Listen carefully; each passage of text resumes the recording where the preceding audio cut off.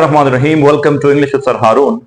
Today is the second video in the subject verb agreement series. For rule number 4 is a little easy, that's why I do not want to waste your time with this rule. But I want to tell you simply what the rule is. Rule number 4 ये है कि जब भी हम दो subject को and के साथ मिलाते हैं तो उसके साथ हम प्लूरल वर्ब लगाएंगे. मिसाल के तौर पर मैं कहता हूं अली एंड कामरान. अब अली एक सब्जेक्ट है और कामरान दूसरा सब्जेक्ट है, तो मैंने उसको एंड के साथ जो कोऑर्डिनेटिंग कंजंक्शन इसके साथ मिलाए तो अली एंड कामरान दो बंदे हुए तो मैंने फिर आर लगाना है. Ali and Kamran are happy. Ali और कामरान खुश है. तो याद रखें ये रूल सिंपल है कि जब भी हम एंड के साथ दो सब्जेक्ट को मिलाते हैं तो वो हमेशा प्लूरल सब्जेक्ट लेगा, यानी प्लूरल जो वर्ब है वो लेगा और प्लूरल वर्ब इसके साथ एग्री होगा. ये आसान है.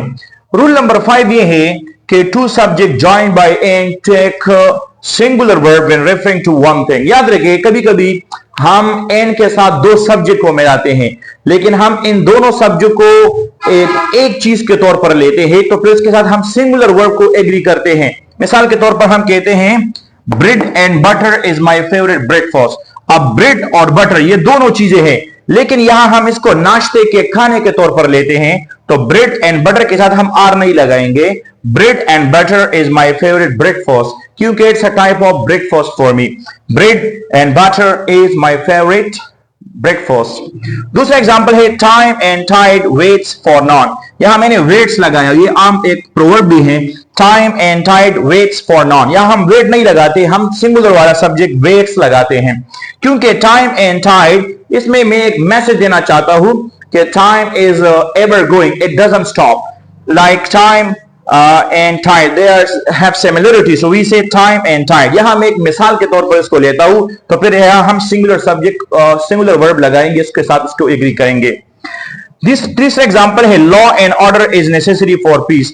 लॉ एंड ऑर्डर ये जाहिरी तौर पर दो चीजें हैं लेकिन इसको हम यहां एक चीज के तौर पर लेते हैं, कानून के तौर पर. लॉ एंड ऑर्डर इसको हम पीस के लिए एक हिस्सा मानते हैं. सो लॉ एंड ऑर्डर के साथ हम इज लगाते हैं. लॉ एंड ऑर्डर ये एक फ्रेज है, इसमें लॉ और ऑर्डर का एक ही मतलब है तो इसके साथ हम सिंगुलर वर्ब को एग्री करते हैं.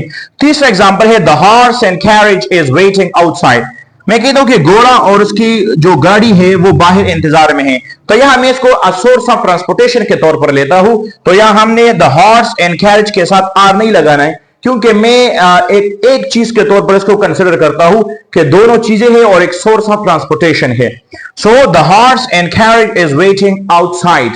आखिरी एग्जांपल है the writer and poet is here. The writer and poet. अब यहां राइटर और पोइट ये जाहिर तौर पर दो नजर आते हैं लेकिन राइटर और पोइट ये एक बंदे के दो सिफात हैं, यानी एक कोई बंदा है वो राइटर भी है और पोइट भी है.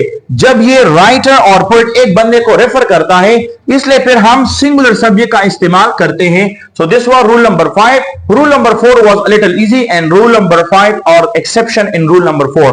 So if you like the video please share it with your friends. Thank you for giving us your precious time.